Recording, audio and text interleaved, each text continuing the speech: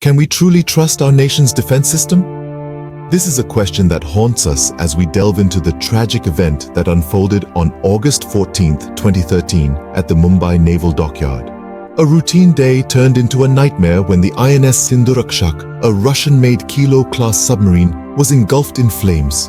The incident was not just a disaster, it was a catastrophe of monumental proportions that echoed across the nation, shaking its very core. A fire broke out on the submarine during what should have been a routine maintenance procedure. The fire led to a massive explosion, sinking the vessel and snuffing out the lives of 18 brave sailors. These were men who had dedicated their lives to the service of our nation, who had left their homes and families behind to safeguard our shores. Their loss is not just a number, it is a void that can never be filled, a wound that will never truly heal. The submarine, the pride of our naval fleet, was reduced to a wreckage. The INS Sindhurakshak was not just a piece of machinery, it was a symbol of our nation's defense capabilities, a testament to our technological prowess. Its destruction is a blow to our national pride, a stark reminder of the vulnerability of our defense system. But what makes this tragedy even more heart-wrenching is the fact that it could have been prevented. It wasn't a freak accident, an act of God, or a stroke of bad luck. It was the result of negligence, of a system that had become so corrupt, so complacent, that it had lost sight of its fundamental duty to protect the lives of those who protect us. The INS Sindhurakshak scam is not just a tragedy, it is a wake-up call, a call to question, to scrutinize, to hold accountable those who have failed us. It is a reminder that we cannot afford to be complacent, that we must demand better, demand accountability, demand justice. An event that should have been a routine maintenance procedure turned into a tragedy of epic proportions. The echoes of the explosion are still reverberating, a grim reminder of the price we paid for negligence and corruption. What happened on that fateful day? What led to such a disaster? These are the questions that kept investigators up at night as they dug into the tragic incident of the INS Sindhurakshak. The answers they found were far more shocking and disheartening than anyone could have imagined. The investigation unraveled a twisted tale of corruption and negligence that was hard to swallow. The submarine's batteries, the very lifeblood that powered this maritime beast, were found to be improperly charged. This wasn't just a minor oversight, it was a blatant disregard for the safety protocols that are vital in such high-risk operations.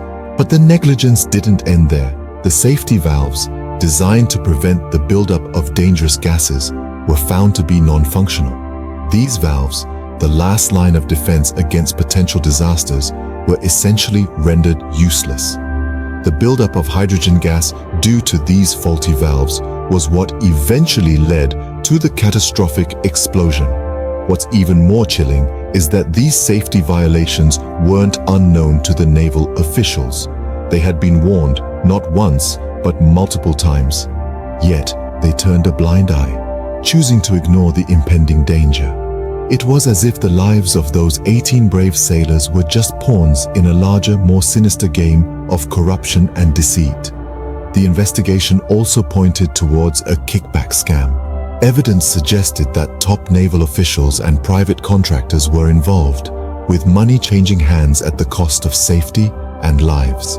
The magnitude of corruption unearthed was staggering, painting a grim picture of the very system that was supposed to protect us.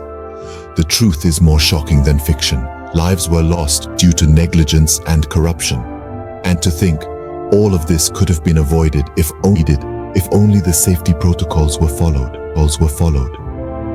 The cost of corruption, as we see, is far greater than just monetary loss.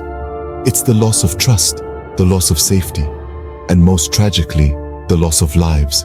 How deep does the rabbit hole go? As we delve further into the murky depths of the Sindhurakshak scandal, we find ourselves tangled in a web of corruption, deceit, and negligence. At the heart of this scandal is a kickback scam that has left us all reeling, involving none other than our own naval officials and private contractors. The cold, hard truth is that money exchanged hands under the table, compromising the integrity of our armed forces. In the name of profit, safety measures were tossed aside, replaced by substandard equipment and negligent maintenance practices. The submarine's batteries, the main culprits behind the devastating explosion, were not properly maintained. It's a shocking revelation, considering these are the lifeblood of a submarine's operations. The safety valves, designed to prevent such a disaster, were found to be malfunctioning. Yet what's more disturbing is that these glaring safety violations were not unknown. They were not hidden, not neglected due to ignorance. No, they were willfully overlooked.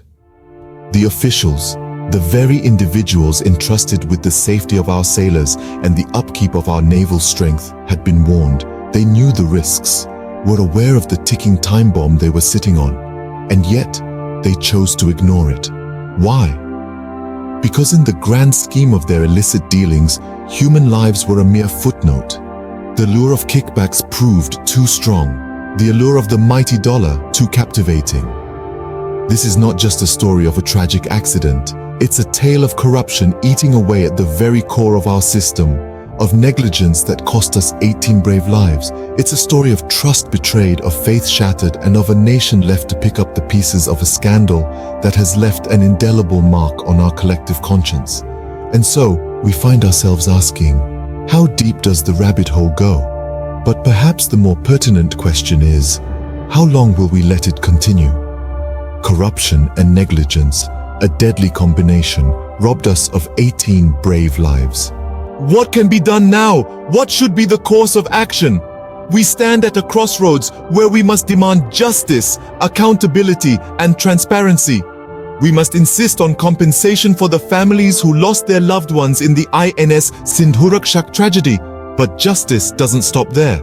We must push for an overhaul of the naval procurement process. We must insist on a system that values the lives of those in service over financial gain and personal profit. Moreover, the safety and maintenance procedures of our naval vessels need to be reassessed and improved. We must ensure that no sailor ever again pays the price of negligence and corruption. We stand here today not just to demand justice, but to call for action. We must awaken our collective conscience and challenge our system to do better.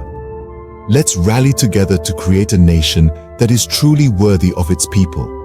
This is not just a demand for justice, but a call to action, a call to awaken our collective conscience, a call to build a nation